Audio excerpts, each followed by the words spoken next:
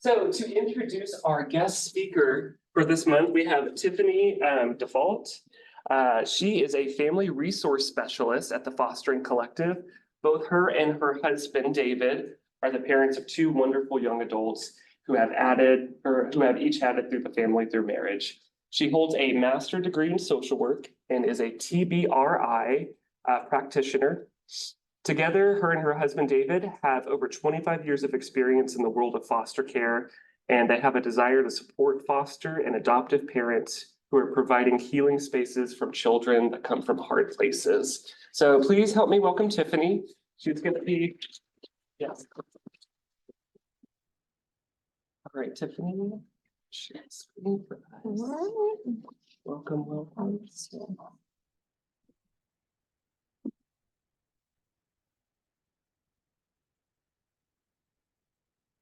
I only felt older when you said that out loud. 25 years. Oh.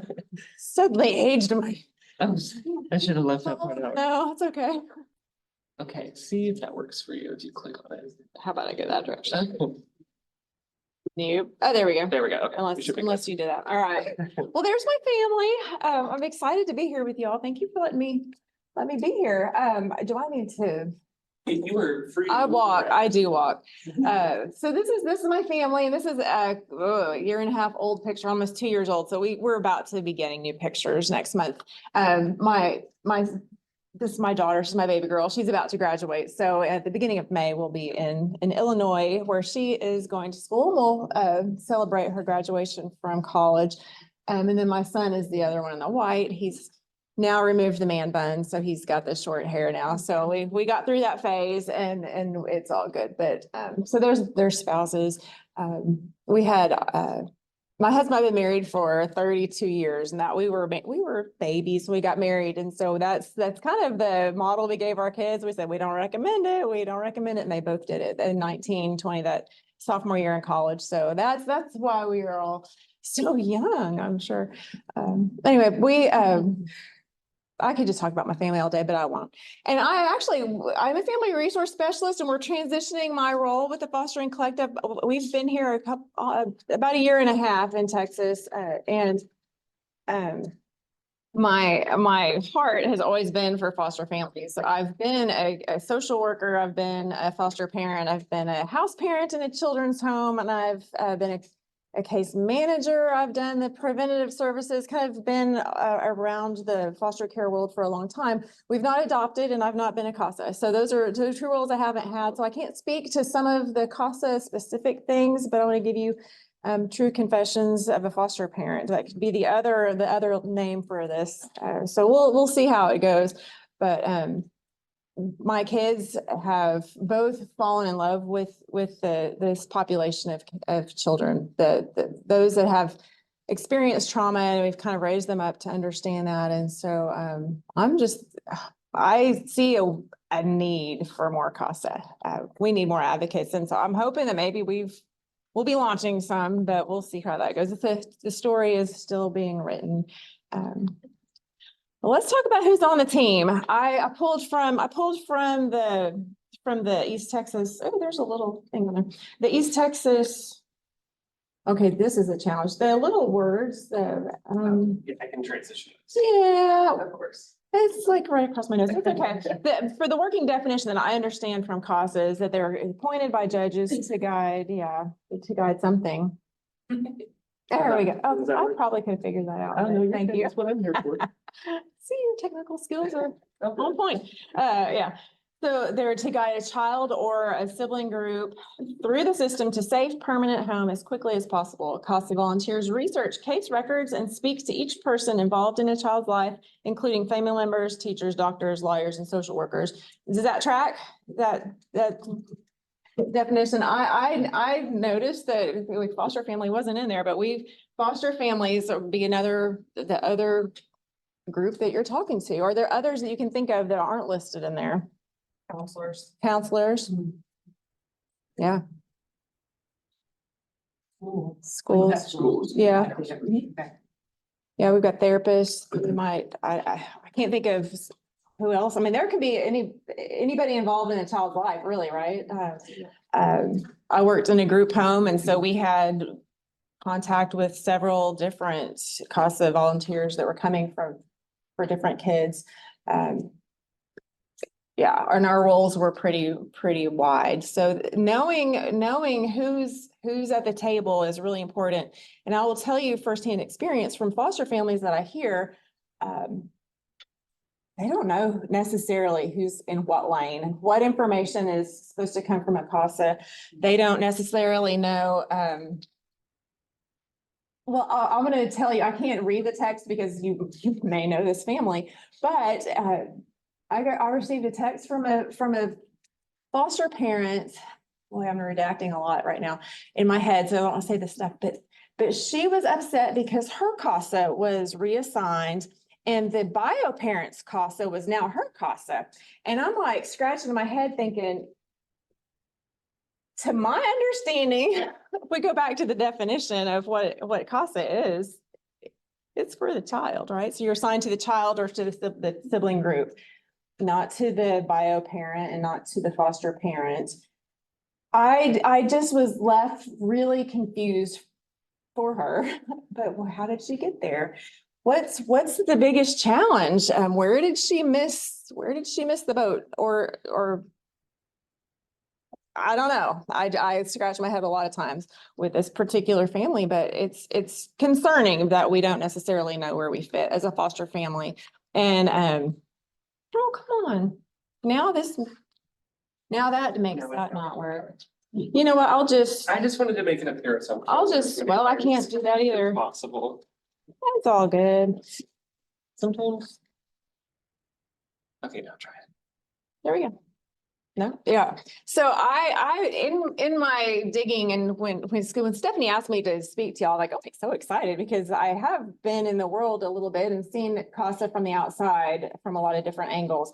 And so, like in my deep digging of what would be important to share, I'm like teamwork. I mean, it's really about that team. Who's at the table? How are we working together? And we were talking before this started, we're a team kid. I mean, this is, as a foster family, we want the best for the kid. As the bio family, they want the best for their child. Everybody wants the best for that child, and how we get there can be a little challenging. So just pull this quote: coming together is the beginning, keeping together is progress, but working together is success. And so we want to have that success for our kids. But what happens when teamwork doesn't work? Frustration, a lot of frustration. Yeah. What else? More trauma for the child. More trauma for the child. Confusion with our foster families, just like my family. I'm more, trying to help through that process. So what gets in the way of teamwork? What barriers do you see or have you experienced? When we're not talking about ourselves, right? I will also say that I've been in several states. What? Yeah, repeat that one. Lack of communication. Lack of communication. Generally, is the problem to most situations. It is. It is. I was gonna say, I've been in 5 different states. So if I talk, about a particular situation, just know it could be from Arkansas, Louisiana, Oklahoma, Texas, or Missouri. It could just toss any of those out there. So I'm not talking about us here really in Texas. We'll just talk about East Texas. But I've seen some teams that just really didn't work, and communication was a big barrier. When we have that lack of communication, we aren't able to build trust. We don't have, if I can't trust my partners on this team, if I can't communicate with them, if we're always coming at each other like this, how can we work together?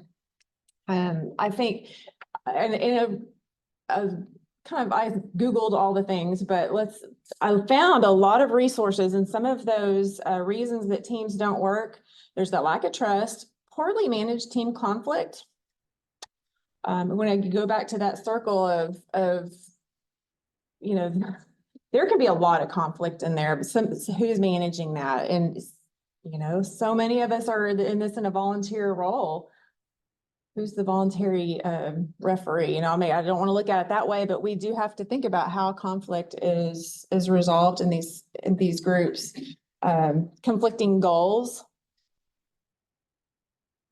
bio families have one goal for a kid. They all want the best interest of the kid, but they all have their own perspective of what the best is.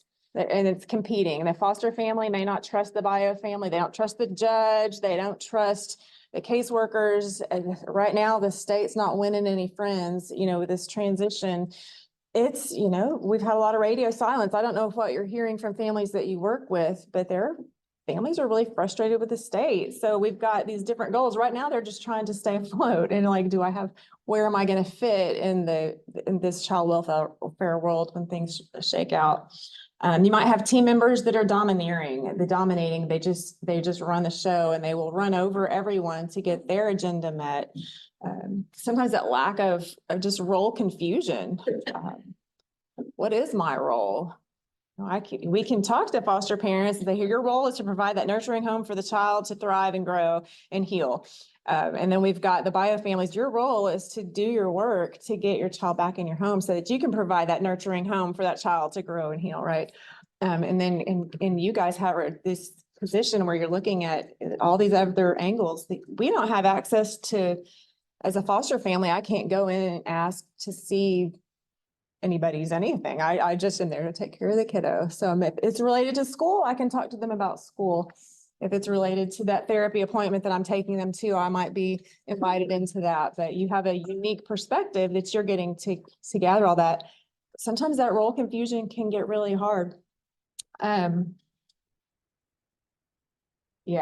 I gotta filter some things in my brain before it comes right out. So we think about, it all boils down to, I think, communication, and you hit the nail on the head. So to keep it light, I don't want to be like a Debbie Downer about everything. So I think here's what happens when it really does go poorly. Let's see if this will work. And if it doesn't, It should work. Well. I would say maybe transition the mouse over to Oh. this side. Oh, I didn't look over there. I'm excited about this. You said, I laugh every time, so if you don't get to see it, I'll just laugh for you.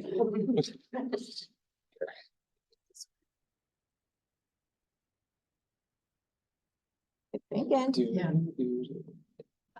Technology seems to be having a Monday today. There we go. There we go. Mhm. Not even close, is it, when it starts and finishes up?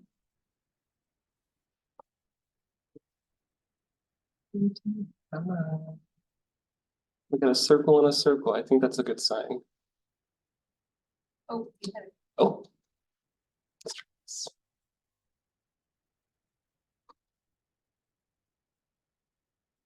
I was worried that was going to happen, so I came with a backup plan. There we go. And she's ready to roll there. They may or may not be able to hear me. Let's find out. Mandel family, come on out. That's too slow. Anybody know any good jokes?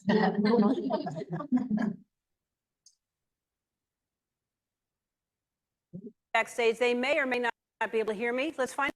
Backstage, they may or may not be able to hear me. Let's find out. Mandel family, come on out. I got it. I know where the hurdles keep their money. Where? Hurdles keep their money. In the Hi. Oh, Okay. I think of a million knock-knock jokes. I'm like, Mhm. little, I can't think of a single one. let me do one more thing. All right, One more thing. because my jokes won't be nearly as funny as this. So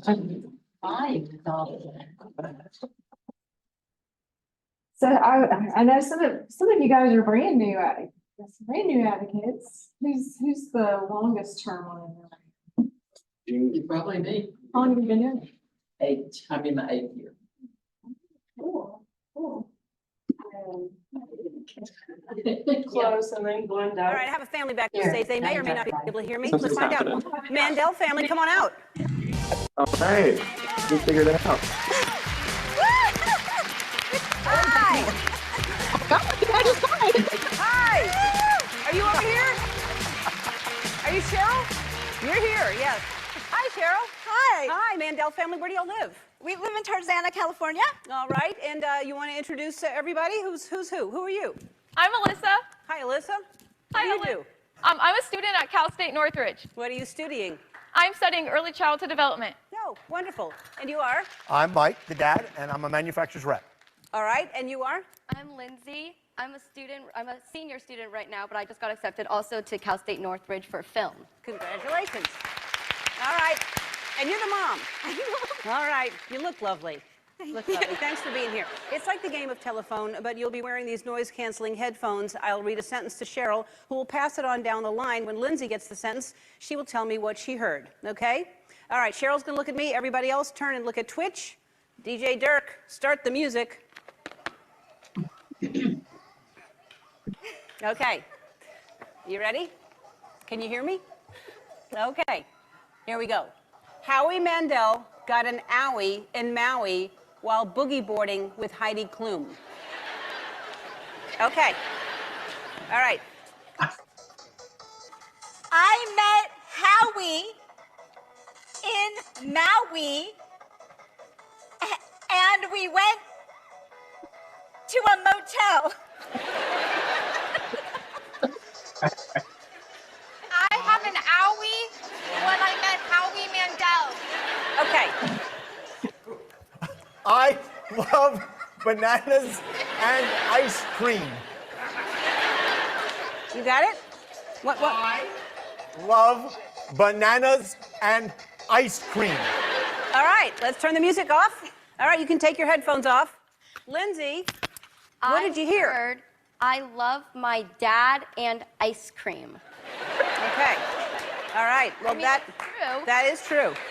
But he told you I love bananas and ice cream, but you heard my dad. Okay. The actual sentence was, Howie Mandel got an owie in Maui while boogie boarding with Heidi Klum.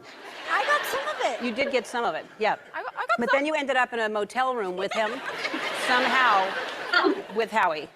Anyway, you met him in Maui and you went to a hotel room. That's what you heard. And then you went someplace else, and the whole time you were kind of right, but somehow he got I love bananas from none of that. Sorry, Dad. Look, it went just as well as I had hoped it would. Get our last name right. For lending me your ears today, you're going home with a 75-inch 4K TCL TV. We can laugh at it, but some of these communication challenges we have just aren't that funny. It's, we talk about it, it affects our kids.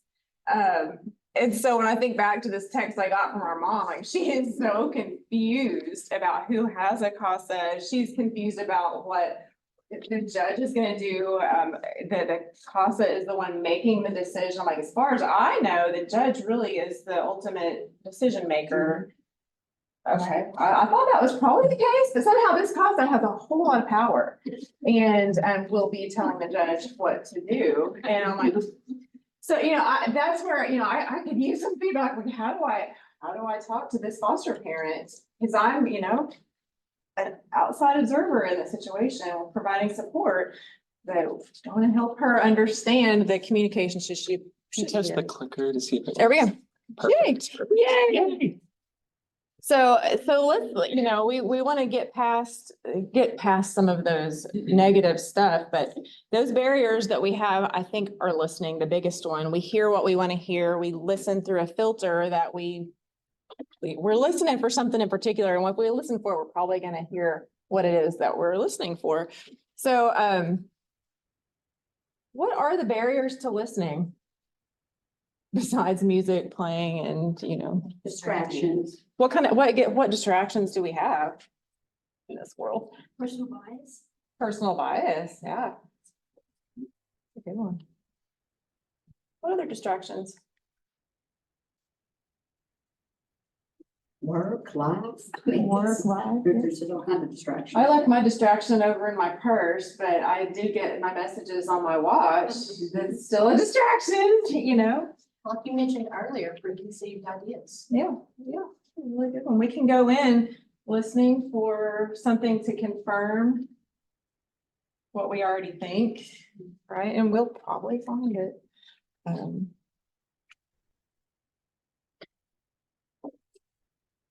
And I think sometimes multitasking can be a challenge. I know for me, I'm like, I've got a lot going on. So I may be present physically in the room with someone observing, doing whatever I need to do, but my mind is so far away, so far away. I've been multitasking a lot this week, and Monday was a Monday of all Mondays. I think it was like 4 Mondays rolled into one. And I have my daughter-in-law had an appointment this morning. It was scheduled for this morning at 8:40. And I was anxious to hear back what was going on. This was Monday. And so like I got to 12:30 in the afternoon. I'm like, I haven't heard anything from her. Like, what's up? So I was going to text to my husband, like, have you heard anything about her appointment? And he's like, it's Wednesday. I'm like, this is Monday. I'm like, I had so many plates spinning at one time that I couldn't really keep track of where I was in time. So we can get really filled up, and you're doing this as a volunteer, right? So there's a lot of things that are not your, maybe not what you're working on right that moment, and it's all still up there. It floats around. So maybe we have, that multitasking. Maybe it's, and sometimes I think it can be a distraction to feel like we're in a silo, just kind of doing our own thing. And it can be distracting and wondering what's happening in these other areas. But we aren't designed to be in silos when we're working with kids, even though we have our lanes that we are responsible for certain things. We're in this together. We are in it together. So don't let even isolation become a communication barrier. We can reach out. We have support. You certainly have it within this. I love to see that you have the continuing education. You have a space where you can come together, and I know it's required, but it is beneficial. It's more than just it's not a requirement just for the sake of giving you something to do on a Wednesday afternoon, but it does provide support for you to come together in your community to get that support. I keep wanting to touch the screen. I don't need to. So let's look at communication. We've got the nonverbal and verbal, and I looked back some of the history of different trainings you've had, and I saw someone that came in and let's look at the nonverbal stuff, those cues, how to read people. But I want to kind of flip it. We're going to look at it how we're communicating with each other. It's a little bit different angle on that, I think. Nonverbal communication. Aside from being a TBRI practitioner, which is, if you're not familiar with that, I know that the therapist came in and did a TBRI talk a year or two ago on what TBRI is. It's trust-based relational intervention. So it's that trauma-informed, relation-based approach to giving care for our kids. I've also gone through Empowered to Connect. There's a Cultivate Connection facilitator training that I got to do. And it just kind of reinforced some of the things that I've learned about communication. And they say 70 to 93% communication is nonverbal. And I remember hearing 80%. So I think 80 is in there. So if you would take that middle spot, but so much is nonverbal. And when we're talking with anybody in any of those other bubbles, whether it's and we'll focus on foster families now, but my approach has been with working with parents and children, caregivers and children, but you know what?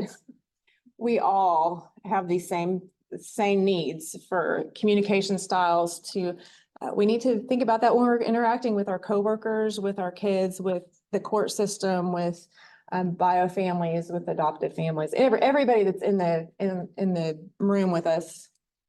I don't think we can go wrong by improving or focusing on our communication.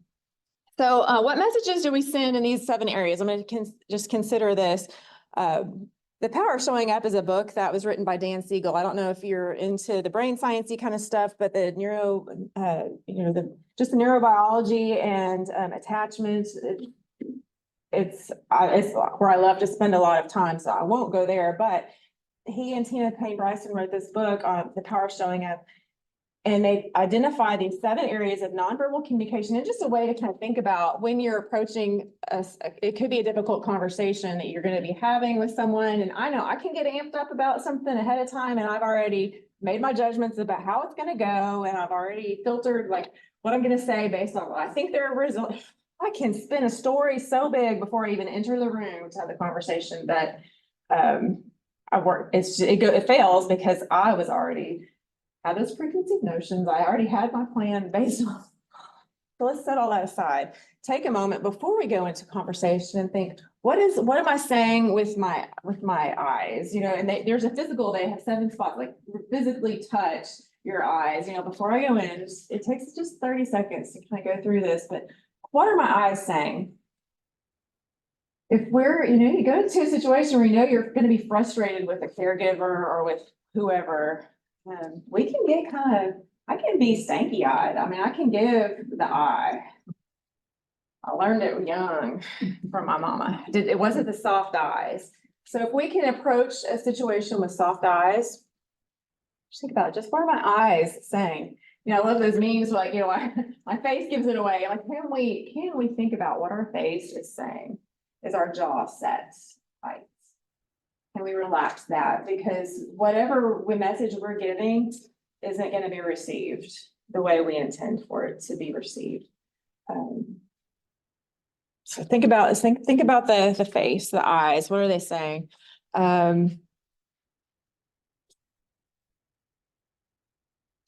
Think about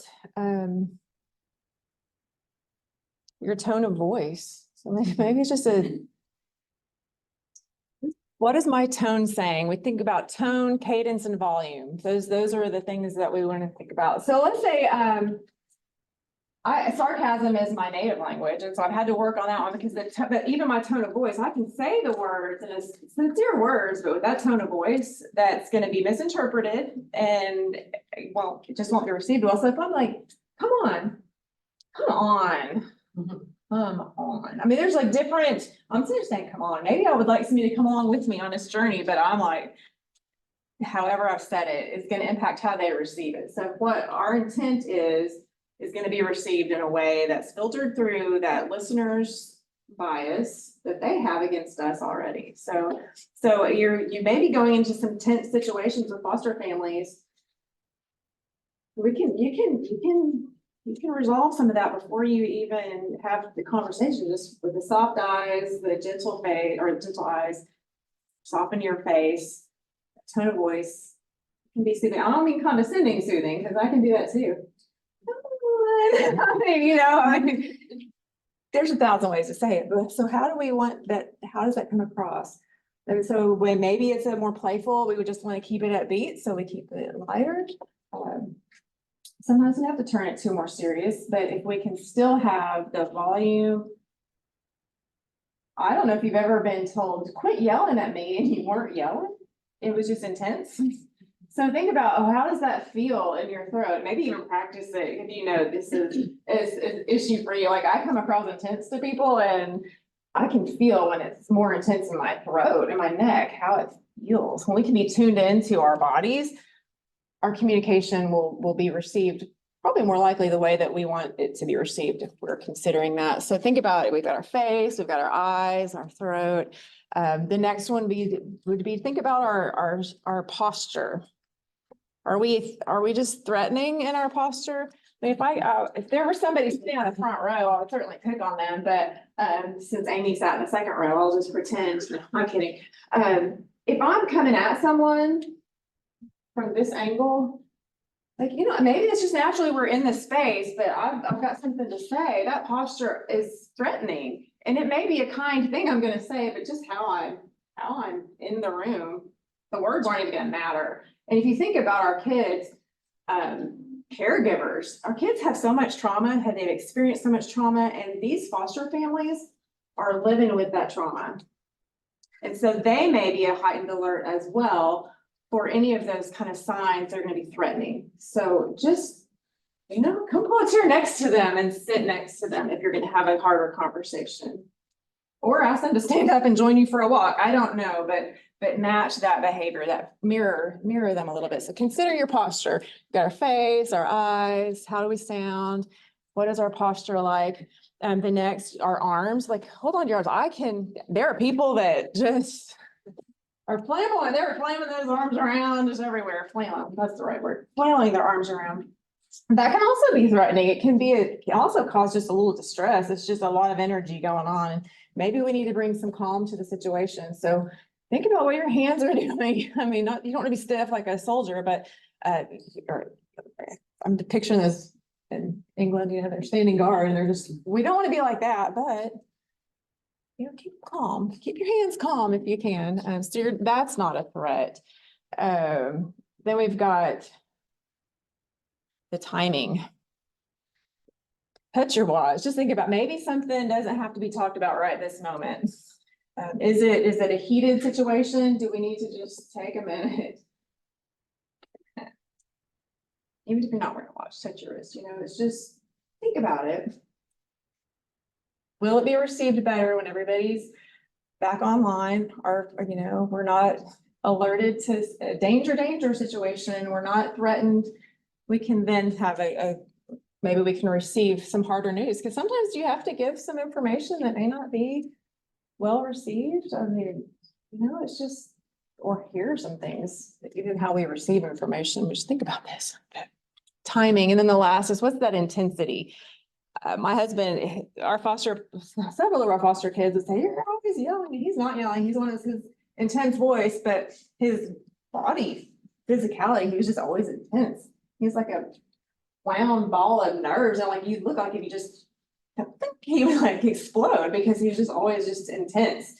Didn't feel it, but boy, his hands could be, so think about, what's the intensity behind the way I'm moving? How do I come into a room? How am I received? So think about your intensity just in your being. And can you take a minute to just kind of think through those before you go in, before you have that conversation? And what difference could that make in how the hearer is receiving? There's a Finnish philosopher, and I too bad I didn't put these in my notes, but he had, I don't even know how old this is, but he had this, WIIO. I'm not Finnish, so I don't know how to say it, but I would say VIO. I don't know. VIO's laws of communication. And the main one is that, failure or communication fails almost always by accident. Oh, I wish I'd written it down. Anyway, you just plan that communication is going to fail. It just fails. The listener is going to misconstrue something, and if they do, it's always going to be to maximize damage. It just does. It just gets messy. And so, yeah, Google VIO's laws. Sometimes it's just, there's quite a few of them, but we've got the listener and we've got the receiver or the speaker, right? The speaker has their view of the listener. They have their view of themselves. The listener has their view of the speaker and their view of themselves. So already there's 4 people in this conversation that different perspectives. And then, just the interpretation gets really muddy really fast. So anything that we can do to bring clarity to the situation is going to benefit our kids. Ultimately, I think that's the goal. We want to benefit what we're doing for our kids. So anything that we can do to non-verbally get rid of some of those distractions. I can certainly be distracted by the way someone comes into the room and how intense they are, or how they stand over me, and I'm going to be intimidated, and I may not even be able to speak into the things that I want to share just because of that. So, and I think back to my friend's text, she is one of these people that has a heightened alert based on the trauma that she's helping with these kids. They've had plenty of kids through their home, and she's one of those, I think she could break at any moment because she's wound pretty tight. She's intense, but she's nervous. That's her nerves have been shot. I don't know what kid is gonna, break the window next. I don't know which kid's gonna start throwing rocks at me, or who's gonna pick our dog. I don't know all the things that can happen with these kids that have experienced trauma, but she's feeling it in her nervous system. And so she is not going to hear a message from her CASA or the Bio family's CASA. I don't know. The child's CASA. She's got all mixed up. So how can we eliminate some of those barriers for her to hear what we have to say? And also consider when we move into the verbal stuff, the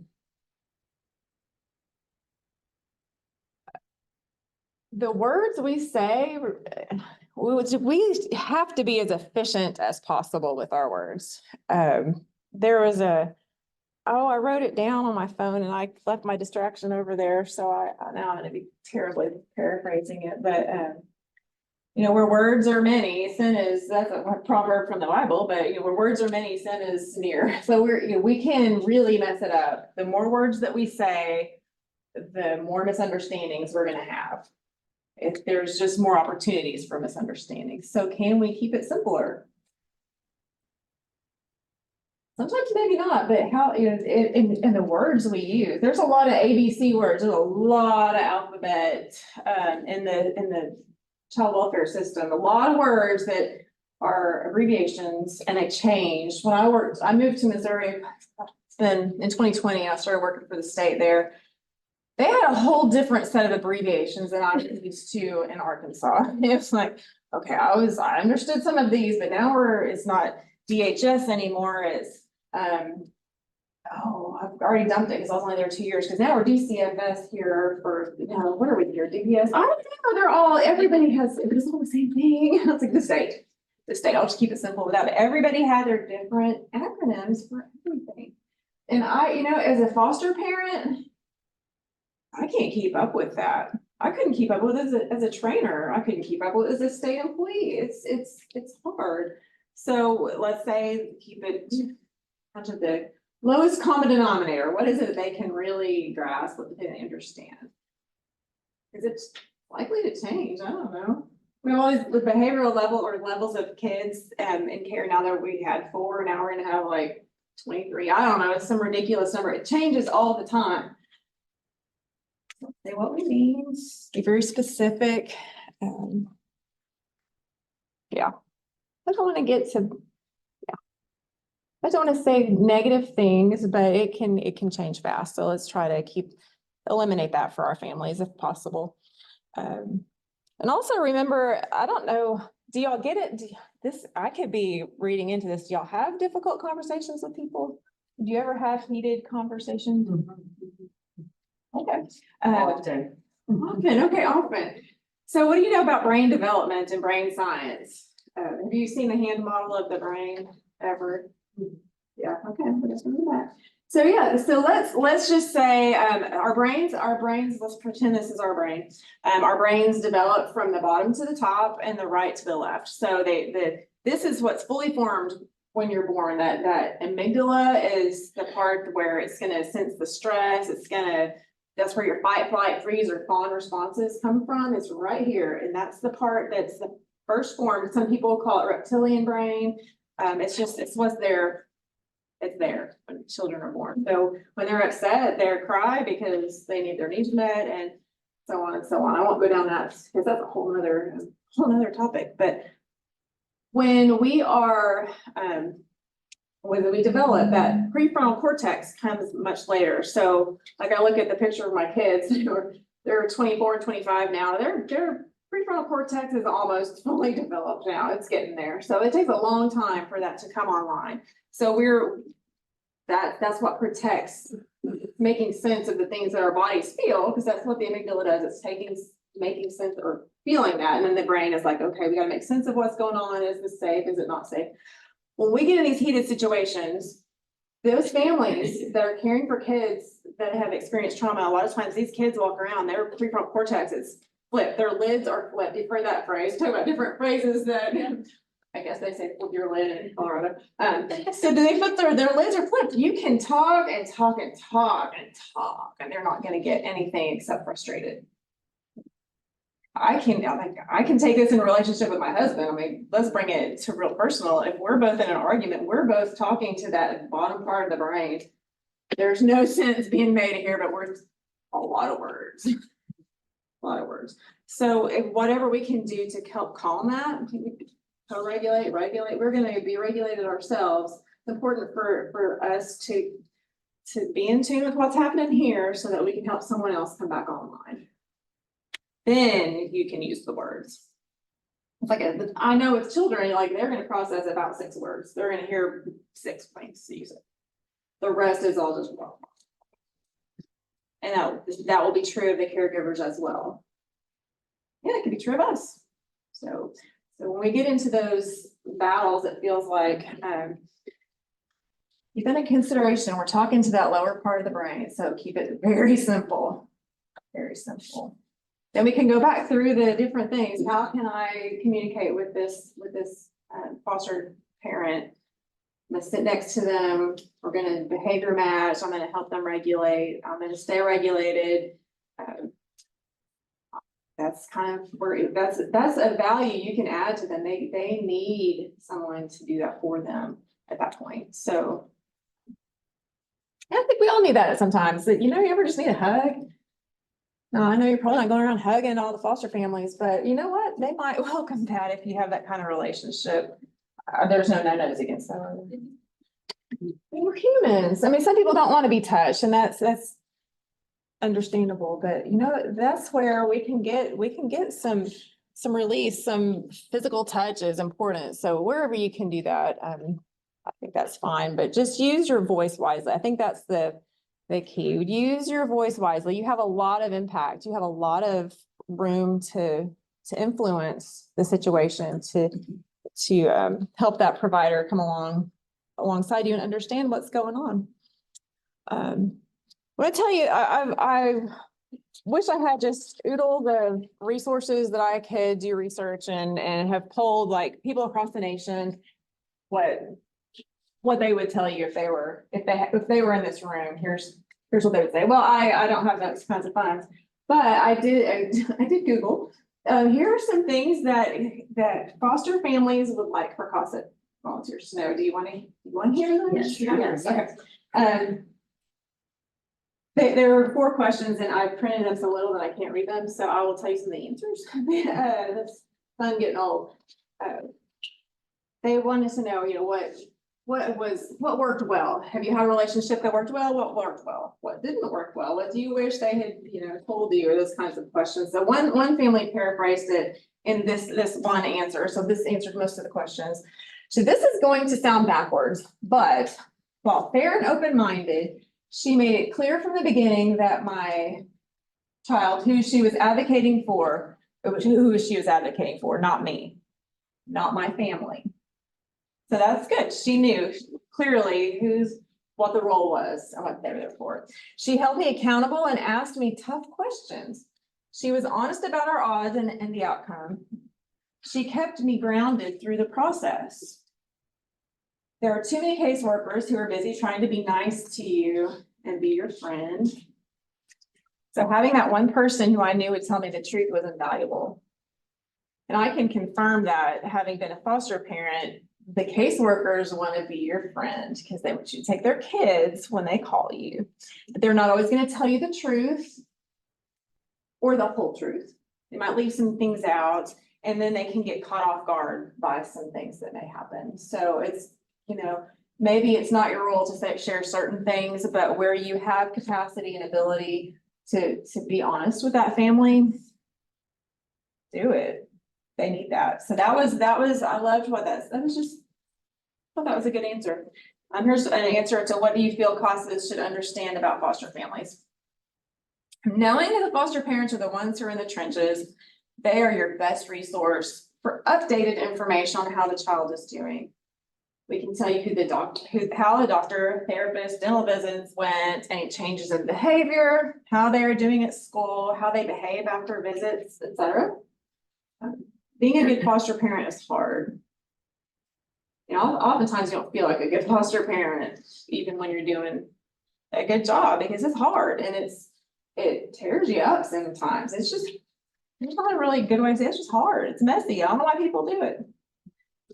I'm so thankful that there are people that do that. Yeah. So I think what some of these families are missing is they're feeling undervalued. And it's if you have the opportunity where you see something that they're doing well, encourage them. And I mean, it's just a little bit of encouragement. Staying connected. I think connection is important. Here's one, and especially with agencies. I have a couple of the states I worked in were not privatized, so you work directly with the state. So it wasn't, we didn't work with. Well, I could go through the list of all the agencies, but we didn't have that in between person. State. So if they're working with the agency doesn't necessarily have the most updated information to those families. So, ask them. They want to be asked. They want to know that their voice is heard and what's going on in the life of the child, what their interpretation is, because they're going to be spending the most time with that kid. They want to be respected. So some of them just don't feel that way.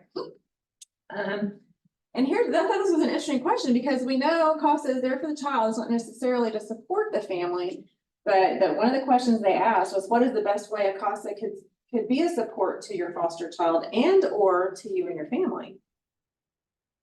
Keep in close contact with us. Give us a call. Send an email once every couple of weeks if you can. Just ask how the child is doing. Ask the foster parent. Encourage the foster parent to give you updates on achievements, not just behavioral problems.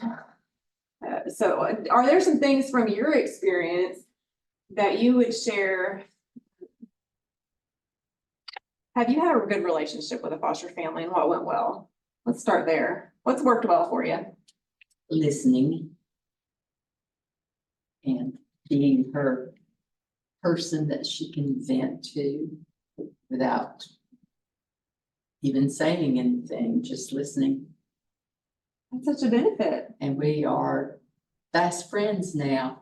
The child's not really involved anymore, but she became one of my best friends. Oh, that's awesome. Just need a safe place to be heard. That confirms that for me.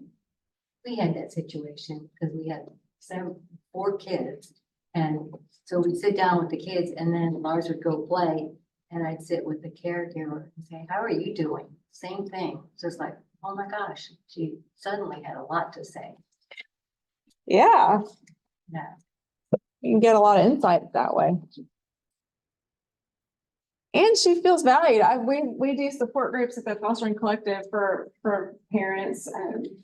That we've just come off of a week of almost every day. It seems like there's some group that's meeting and they just need a place to, sometimes we're not solving their world's problems and we certainly aren't solving all the behavior issues that are going on in the home, but they walk away feeling lighter.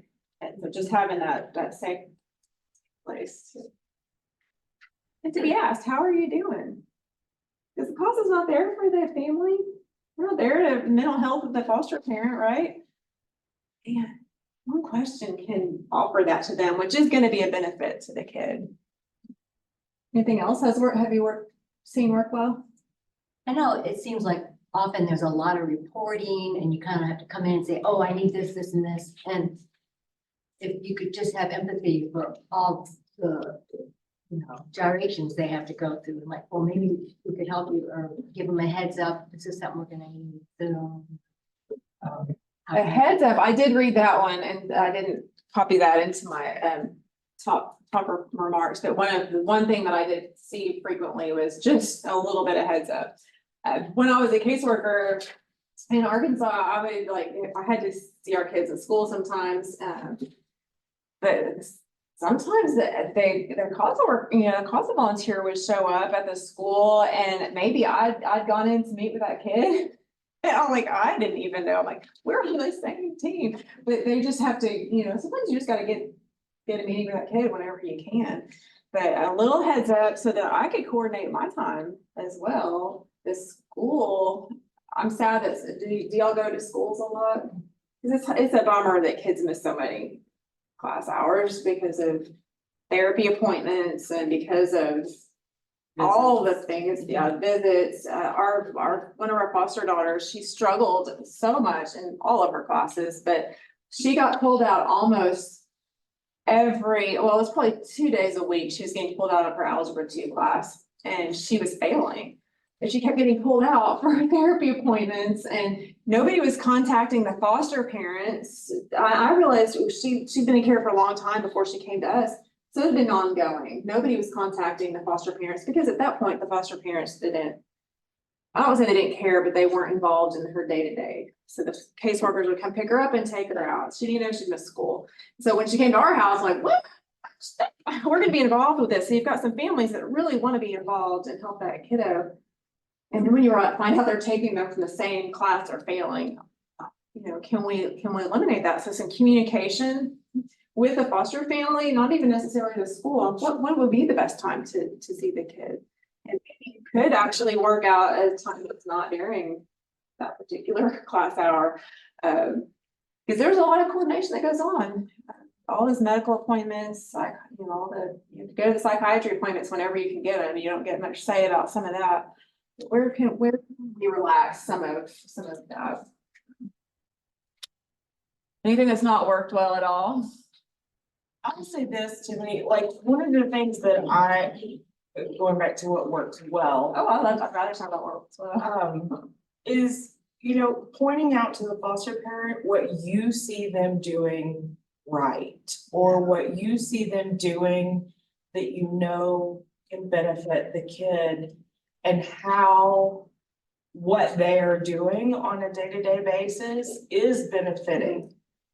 And, you know, that to me, because I believe foster parenting is the hardest job of everybody on that first screen. Because they're, you know, I say it all the time, they're the ones that feed them breakfast and tuck them in at night and have to do all in between. And we just show up, grab our pieces of information and, you know, expect that that's done. But what they do is the hardest part, in my opinion. And so oftentimes I think they feel beat down is the wrong terminology, but you know, they feel beat up because their front door is a revolving door. Yes. There's all these people in and out, with notice, without notice. And God forbid they tell us, no, you can't come on Sunday because we have family plans. You know, we should be very respectful of their structure, their schedule, and what they are doing for our kids, because they have the hardest part. And they have to coordinate all of us, all of those other little circles. You know, they have to deal with all of that. And so I think reminding them or pointing, just having, you know, a private conversation with them and say, you know, I saw the interaction that you had with Johnny last week, and I want you to know his reaction's very different from how he's reacted in any other home. And it's benefiting. I mean, he's reacting different. His behavior's different. He feels secure and supported. And, you know, if you can just point out those kind of things every once in a while, it might just give them a little bit of fuel to keep going. It will give them fuel to keep going. I think, I'm glad that you brought that up. And I don't know how hard, some families, it might be hard to find that one thing that's really helpful, but what I do know is move after move after move is gonna create more trauma. It's gonna just confirm some more attachment issues that child already had. It's gonna amplify them. So if you can point out those things that will help a foster parent stay in it, I dare say, it was not a perfect foster parent by any stretch of the imagination, but I do know that those times that were really hard, if somebody hadn't stepped in and said, hey, I saw something that you know, was different, that went well. There are some moments that I would have said, take this kid on out because it's hard and they don't appreciate me. They're not grateful for what I'm doing. No, they're not. But if you can point out those things, a little thing will go a long way to encourage them to keep doing the things that are hard. I was talking to Stephanie before. I mean, we fostered for a long time, and I'm still in contact with one of our first really hard teens. We were house parents, and so it's circa 1998. We're still in contact, you know, but there were those times with her, like, this kid has got to go. You know, she's a lot older now, and we've seen the effects of, you know, she eventually aged out. Well, she left the system early, and there are a lot of challenges that she had, that she's still suffering those consequences of what she did. But because somebody can encourage us, we can still stay engaged with her and be that person. So you don't know what impact one kind, thoughtful word. And if you go in looking for something that you can give some positive feedback, I know it's not always positive, but we can keep those foster families feeling supported, and you have potential to really provide some support emotionally, even though it may not be your role, but it will benefit the kids. Any challenges? What would you want to tell a foster parent? Because I'm in the room with a lot of foster parents, so I will hear your insights. I have a question, and it's been my entire career. Oh, well. Okay. How do Let's hear it. how do you approach or well, let me just not be PC. What about the foster families that we know are in this for a paycheck? Thank you. Those are the ones that are very difficult to interact with. Those are the ones where we really don't want our kids. But at the same time, you know, we have such a shortage of foster parents. You have to look at it from a different perspective and say, okay, maybe he's got a bed and clothing and goes to school and he eats regular meals. What we want is the love and nurturing and connection and security that family may not give. And I mean, I know I'm putting you on the spot, Tiffany, but we've all driven up to those. I have licensed those. Right. It sucks. I mean, to be really honest, it's a terrible situation. So I love working for an organization where we're trying to find these recruit homes. We need more. We just need more homes. So that is the solution, but that's not the world we're in. So there's our little area that we can control, and we can kind of bring it back down to what we can really do. Turn off the camera. Oh, fine, I'll cut this part out. You know, it's hard because we talked at the beginning, we go in with our preconceived notion. We go in with what we're expecting to see. Sometimes we'll see it. Now, if you have those major concerns, I'm gonna tell you that young lady I mentioned that we're still connected to.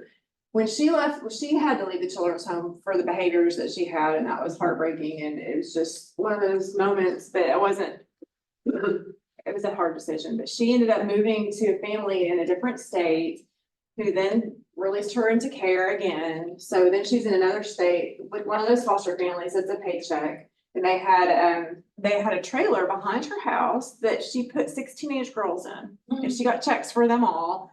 And but they had a room in the main house. So when they would do visits, they could have this evidence that those children had a space, and they had all the facilities they needed, but they lived in that house. They did their own grocery shopping. She would give them a minimal amount of money, and they lived on macaroni and cheese and ramen noodles. And it was just, now I know some of this is the story that I'm getting from her, but there's a large amount of truth in there. So she ran away. I mean, she at 16, she's like tapping out because she knew she was a paycheck. She knew, but she had free reign. They could do whatever they wanted. They could come and go as they pleased and have boys over. And so that was damaging. I'm like, oh, I so wish there'd been somebody that had stepped in, had been able to see that and raise those red flags. Something's going on here. So I don't know if you ever get those opportunities, but because they had by all, I don't know that she would have told CASA. I don't know if she would have had that kind of trust to be able to tell that. So I'd say build that trust with that kid where you can get as much Out of those 6 girls, nobody ever said. No, because it was a good deal. They love that. They had freedom To do whatever they wanted. But back to what Amy said, I find, and I experienced this, it's almost a serial thing. You have whole extended families, and they're all foster parents, and they all have 5 foster kids, and it's obvious, and they're locking up the food so that the child gets, so the child gets nothing that they don't give them. You know, and it's hard, Let me at 'em. it got hard during COVID because Oh, we yeah. couldn't see them. And our phone conversations were not private. And a lot of things came out, and I'm not, you know, but it is a problem. It is. And it's a bigger problem, I guess, that we don't have enough foster homes. That's, And and that's sadly, that's the rub. We don't have enough homes, so these kids have a bed, they have a meal, they have somebody that's taking them to school or is getting the bus, they have the bare minimum, but they could have that with their bio family in some situations. So if we run across that situation, he can really report red flags too. Is there a, Yeah, across the supervisor problem. I would say that would be the, Luckily, I've never had that, but. yeah, Others have had. I would guess that would be the chain of. Yeah, Yes, that's the proper chain. yes. Well, before I had to report it, the therapist did and shut her down. One of the hardest things about those kind of homes is they tend to make it very hard for CASAs to come. There's always a reason, there's always something, you know. Well, they can't, so you set up, you know, it's our responsibility to take things, if we're very respectful. You know, what's the best day for me to call during the week and just check in? And they'll say, well, this day, and then you do that, oh no, then, I mean, it's constantly the, what do you call it, the ball or the cup thing or. Oh, yeah, like this. And it does, so that's, I've learned in experience, that's a red flag. And sometimes, because those kind of homes have been doing it so long, they get in with a caseworker, or they'll get in nudgy with a caseworker who will just sing their praises. So it's very hard when it's also you say, you know, and you better be tough skinned. I'm just gonna say with those kind of people, because they're not most likely gonna sing your praises at all. If you're trying to do, and you're trying to work around the shell game, and then you have to call in your, it just it is hard. Thank you for doing it. I mean, thank you all for doing it. We don't have enough CASAs. In the whole time I was a foster parent in Arkansas, we didn't have a single kid in our home that had one. And we had probably 7, I think, over a 4-year period. You know, I think one of the things that I picked up on what you said is it's building trust with a child. And I've gone on calls, and I actually went on one yesterday, and I wanted to, you know, I spent like the whole time with the kids. And I felt good about that, but I really wanted to talk to the caregiver at the end. I never got that chance because the way it just unfolded, and there was, you know, I wasn't able to do that. So I was thinking, oh man, this didn't go so well. But you know, I spent an hour and 15 minutes with these 2 boys that we got along, and it was really, and it was like you said, building that trust. So it was a worthwhile activity, but I didn't get to speak to the caregiver, and I was thinking, well, gee, now, you know, my report is going to look kind of, you know, it was a lot of fun, you know, but at the same time, it was building trust with those 2 boys. And I think it was very worthwhile. It just didn't meet what I was hoping it was going to accomplish. So. It's a process. I mean, that's one. How many times do you meet with the family or meet with the kid to make a report? But this was actually, I'd already met with them once, but we have a court date coming up tomorrow, and I want to meet with them one more time. You know, so. Just be thankful. I'm thankful that you're taking the time to have that positive interaction with the kids, because I've seen some visits that were much shorter than that, and it's not about having fun. It's about checking things with the list. Not in this state though, somewhere else. I would say another barrier is when we do see a concern in a foster home's license, and we feel as we've got concerns, we talk to their agency for them to have further education very harshly, that we called them And then so the advocates now left feeling a little hesitant about going back into that home. You know, like, we were all singing her praises for a while, and then that one thing just boom. It's unfortunate. So what can you control in that situation? Exactly. That's what I told her. I said, we did what we did, we had to, so. Yeah. And so you're gonna go back into that home and you're gonna have to do things, think about how you're presenting Yeah. yourself when you walk in.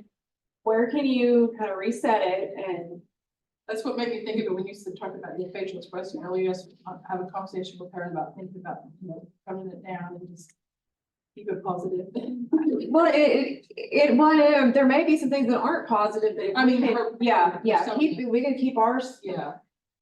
Be sure that when you go into those, that you can be regulated yourself and that you can get there quickly. You maybe it's sitting out in the car and doing a quick body scan before you're like, how am I feeling, Cause I feel tension right here, just thinking about having to go back into a home where I've had to raise, hey, like they know what I've said and, yeah, that's, I feel that stress right here. So what do you do for yourself when you go, before you go in? I'm gonna tell her what you said, body check. I made it, yeah, and it's page 66 and the power of showing up and it's stamped up here forever. I thought about getting a tattoo on my arm, but no, I won't. But it's, yeah, just as reminders. So what can you give yourself as a cue, a visual cue to go into those rough situations? Go through the chains. If there's something that you need to report, and it's unfortunate this is the world we're in, that they have a place. And I know when our first placement came in, the caseworker, they'd been a sibling group before, and we got that one of the 4 children, was put in our, they've been eligible for adoption for a couple of years, right? They've been in care for probably 4 or 5 years before that. We weren't gonna adopt, but they found a bed for the 16-year-old, and so they're like, there you go. And so the caseworkers at that point have moved on. And so that it didn't matter if we'd been terrible foster parents, if we'd been the ones in it just for the check, they wouldn't show, they wouldn't care because the kid's not complaining and except she threatened to call her worker all the time. What about the foster parents, Tiffany, that think that they are amateur investigators? That are. What was the question again? I was talking. He was talking to me. Stop talking. I said, Amy's asking a tough question. I didn't hear what you said. I'm sorry. What do you do about the foster parents that think they're amateur investigators? So granted, I will say. There are a few, I know. There are some foster parents that have discovered information that was extremely helpful, that nobody would have known otherwise. But at the same time, we are not, as CASA, we are not able to share information regarding the parents. Yeah. With the foster parent. I mean, it's very hard not to. Yeah. Because especially when you have foster parents that are in love with our kids. Yes. And want the best for them and are coming at this from a place in the heart. The law directs us as CASA on what our goal should always be, which is family reunification. But at the same time, it has to be safe for the child and appropriate. But, we do have some very zealous. That's a really kind way of putting it. Some very zealous foster parents, and it's not just foster parents, it's also kinship. Oh my and, God, Yeah. that's a whole story. That you just wanna say, stop, and I have. I've had those conversations where you say, stop. It's hurting you to know this information. I know that you're having conversations in your household about this with your husband or with your wife, or the kid can't hear this. And so I just confront them and say, stop. But from your perspective, is there a different or better way for us to approach them and just say, shh, calm down? I think what is your relationship like with that caregiver? What equity have you built in a relational equity with them at that point? Because if they're feeling heard and valued and listened to, you can say those things. Stop. But if you haven't been able to, because you've got these that are going to be difficult to work with, that aren't going to be so open to those conversations, you can't just go on and say, stop it. I just want to say, stop it. But you can't, because I think it's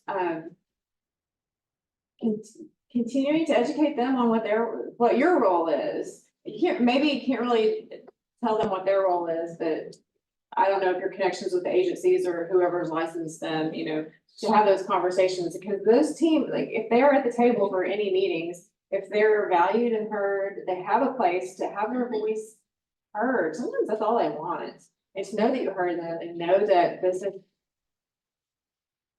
here's your role. And I know as a trainer for training foster families before they were approved, I'm like, you've got to know this is not about you. It's not about you. You are not making the decision where this child is placed. If you're in it for foster care, you know that the goal is reunification. It's like reminding them gently, the goal is reunification, and trust that the legal system, that the courts they're going to be listening to all sides. As long as they've had an opportunity to share.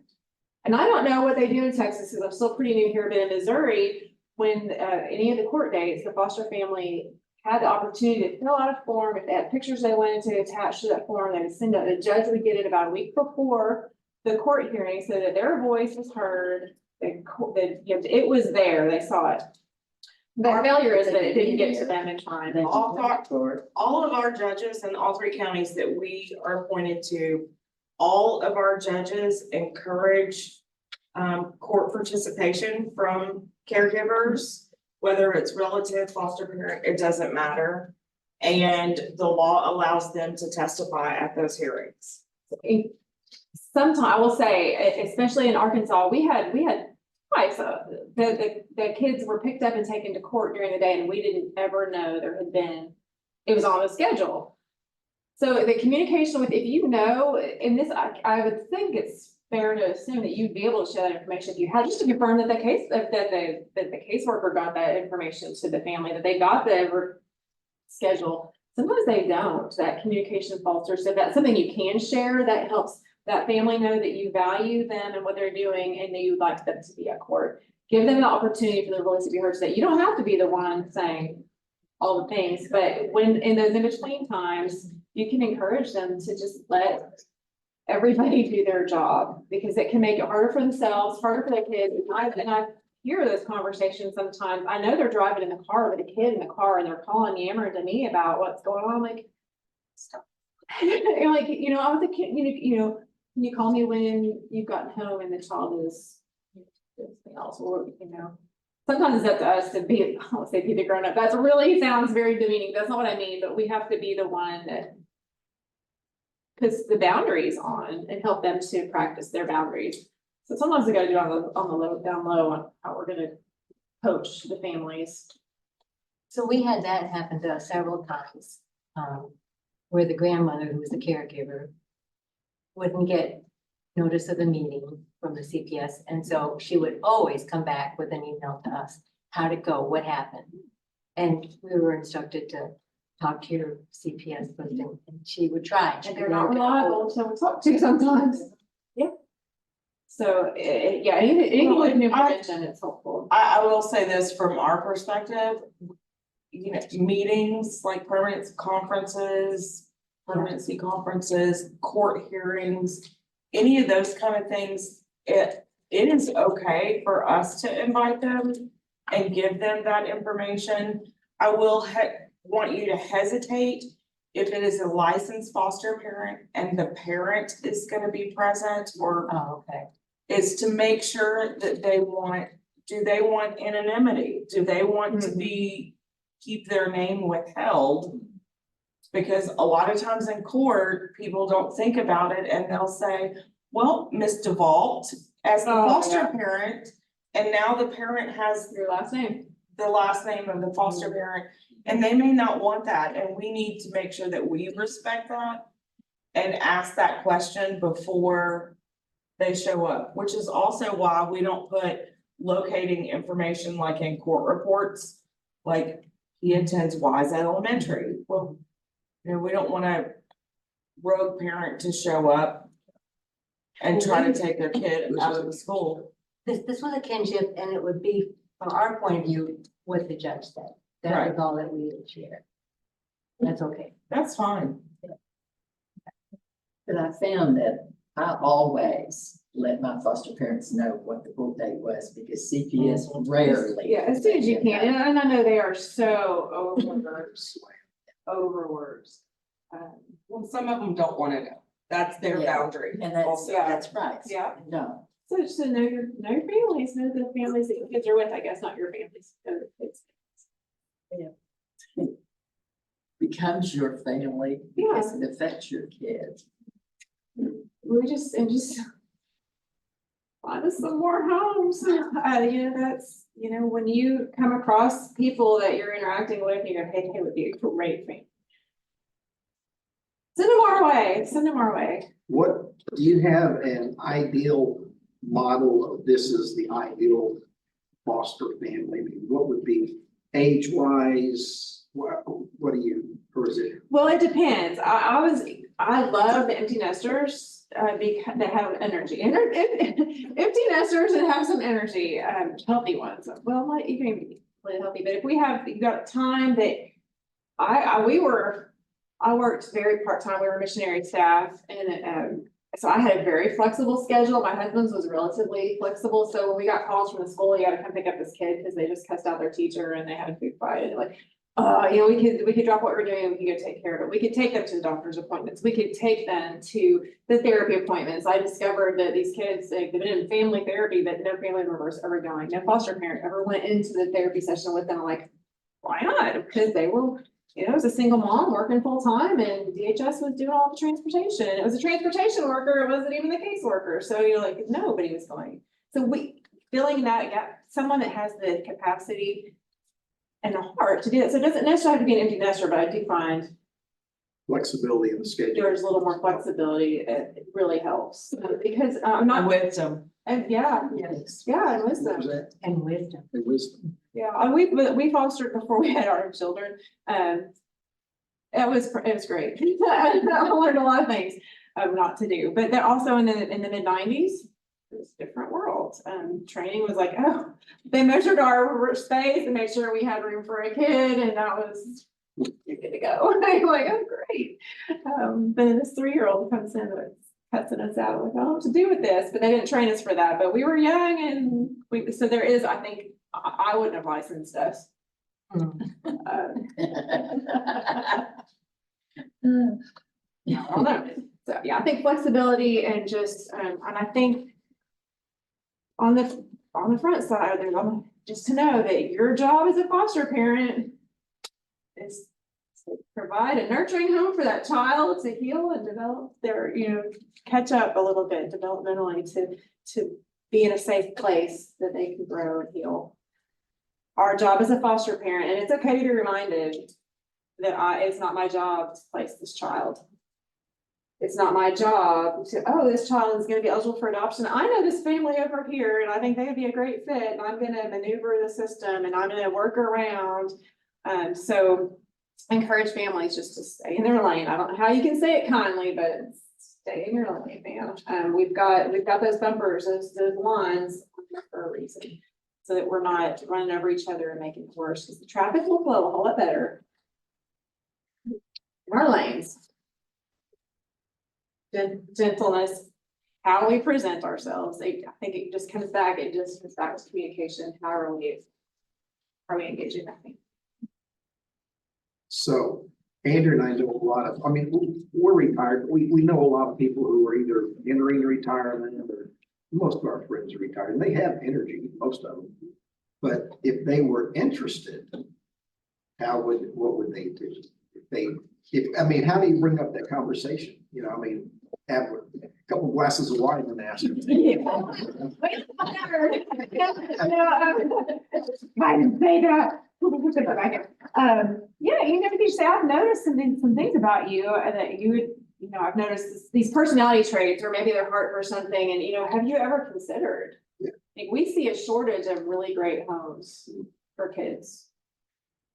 What do you think? And then just plant that seed and water it, and maybe the next time you're out, ask them again. You just plant that thought, because you know, that's how it happens. Yeah. Sometimes it's a big old 2-4 over the head and says, hey, it's your time. And you're like, okay, but we hadn't already been thinking about it. And we thought about it for years, before we fostered the second time, and our kids were ready. Everybody, we heard somebody giving a talk at a church, and my daughter's like, writing the notes, I'll clean my room, can we foster? And she's in middle school, my husband's like scrolling, we couldn't have put goldfish in our house, we were at capacity in the house we were in. My husband's like during church, looking through his phone, and our friends, they sold their house, they were selling their house, they had a big family, like, we could buy their house if it's still available. So he's like looking online during church, and then my son at the end of church is like, he was 14. If we fostered, I'd probably have to sell my knife or lock up my knives, wouldn't I? I'm like, oh, it's time, I guess. We've all, we were all, so sometimes it comes like that, but sometimes it's just those little seeds that are planted by people that know. Now I'm on the side of it now where we're caring for our parents. So there's that window of opportunity that is gone in our home right now. So we'll see if we have any energy left. Further to Lars's question, if there is somebody that we know that might fit that would express some interest, is there a schedule of events or seminars or something like that that's available? Yeah, well, I don't know, our website, the fosteringcollective.org, and I don't know if I put my contact information up here. Our website, we have, well, I didn't put the website on there. Anyway, you can email me, and I've got a card too, but we have someone that engages the community, and we help with recruitment. And so periodically we have information meetings where we have agencies, representatives for several of the agencies in our area. We'll be there to talk about what foster care is, show the need, and we can connect people to the agencies. They can talk to them that night or that day, whenever it's scheduled, and kind of get that ball rolling. So we can certainly direct people to someone if it's in between meetings. We're happy to meet one-on-one. We have Jenny Ravanesi is on our team, and she will meet with folks. Just talk with them. Do you mind if I put your contact information in the email that we send out afterwards? Okay. Yeah, we'd love to talk. We want to connect folks.